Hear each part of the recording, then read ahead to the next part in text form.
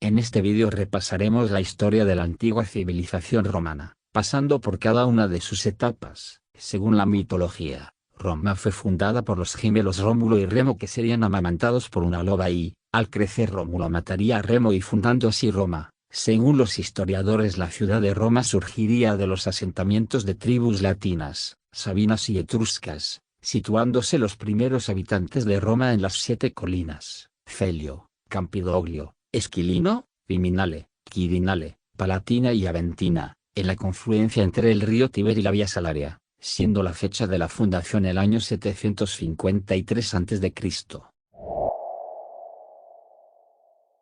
La naciente ciudad-estado es gobernada por un rey, rex, elegido por un consejo de ancianos, senatus, constituida en sus comienzos por 3 pueblos, latinos, sabinos y etruscos.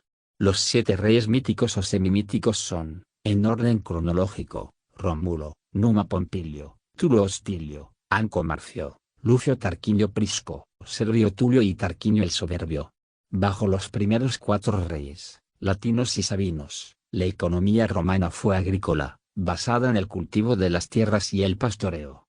A partir de la dinastía Tarquina, de origen etrusco, se transforma en comercial y expansiva. El último de ellos, Lucio Tarquinio el Soberbio, fue derrocado en el año 509 a.C., tras lo cual se estableció la República Romana.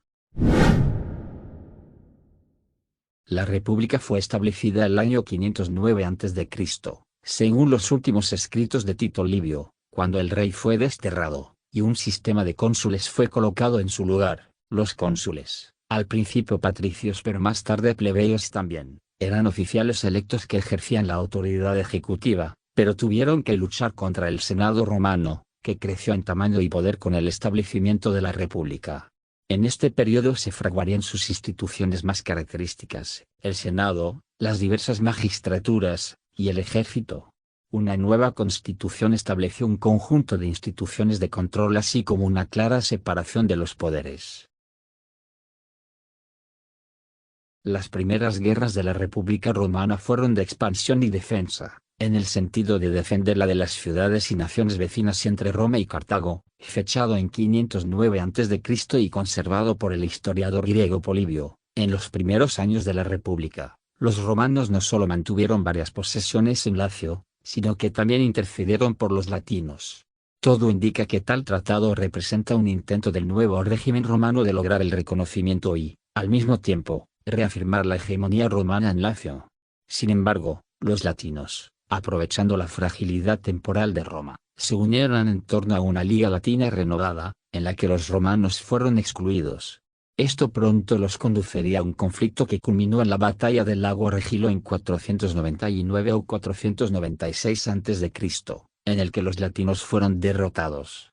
Esta victoria resultó en el Tratado de Cassio Foedus Cassianum, de 494-493 a.C., escrito por el cónsul Espurio Casio. En el año 390 a.C., los celtas invaden Roma, que sería derrotada en la batalla de Ala. Tras esto los celtas saquearon Roma. Tras recuperarse del saqueo, los romanos empiezan la expansión en la península itálica, donde se enfrentaron a los samnitas en la primera guerra samnita, donde estos serían derrotados en las batallas de Monte Gauro, Satículo, y Suessula. Sin embargo, ambos se aliaron durante las guerras contra los latinos, que fueron derrotados en las batallas del Vesubio y Trifanum. Los romanos se seguirían expandiendo y lograrían vencer a los latinos y los samnitas definitivamente en la batalla de Sentido, durante la tercera guerra samnita.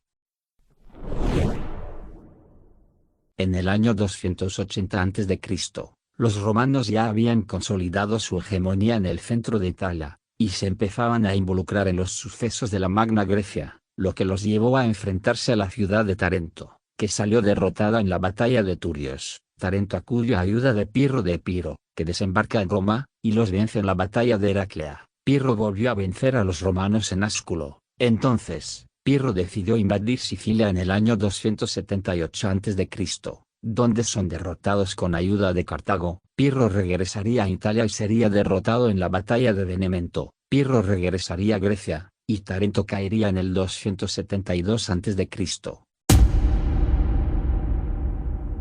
Expansión romana continuó, lo que les llevó a enfrentarse a Cartago ubicados en África del Norte. La guerra inicia en Sicilia con batallas navales, en las que Roma sale perjudicada. Sin embargo, Roma lograría vencer en la batalla de las Islas Egadas, donde Cartago sale derrotada y firma la paz. La inestabilidad de Cartago permitió a Roma invadir Córcega y Cerdeña, además de expandirse al norte luchando contra los galos. La Segunda Guerra Púnica estalla cuando Aníbal Barca ataca la ciudad griega de Sagunto, aliados de Roma. Aníbal se mueve al norte y cruza los Alpes, con ayuda de los galos, donde vence a Roma en una de sus mayores humillaciones, la batalla de Cannas. Aníbal siguió avanzando. En el año 204 a.C., los romanos inician la invasión de Cartago, por lo que Aníbal se debe retirar hacia África, donde los romanos los derrotan en la batalla de Zama. En la Tercera Guerra Púnica, Cartago es finalmente vencida en el asedio de Cartago y invadida por Roma.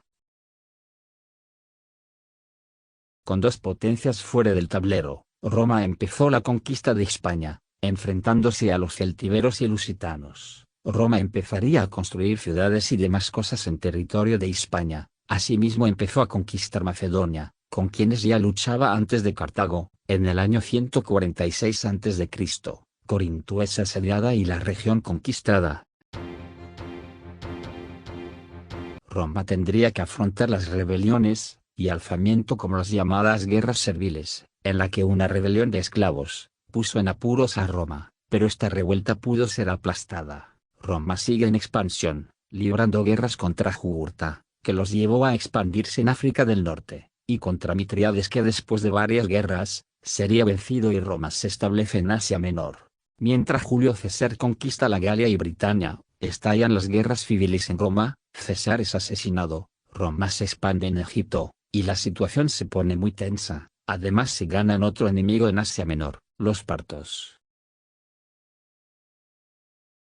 En el año 27 a.C., Augusto se proclama emperador de Roma. Durante el Imperio Romano, se alcanza la máxima expansión de la civilización romana, que abarcaba 5 millones de kilómetros a lo largo de 3 continentes. En el año 117, el emperador Trajano logra la máxima expansión de Roma. Sin embargo, la prosperidad acabó con la crisis del siglo III. En un intento de estabilizar el imperio, el emperador Diocleciano divide el imperio. Con Constantino I llega el Edicto de Milán y la oficialización del cristianismo en Roma. En el año 395 el emperador Teodosio divide definitivamente el imperio en dos partes, occidental y oriental. La parte occidental empezó a decaer por la corrupción y las invasiones de pueblos germanos que, en el año 476 llegan a Roma, deponen al último emperador Rómulo Augusto y cae el imperio de Occidente. Eso ha sido todo por hoy.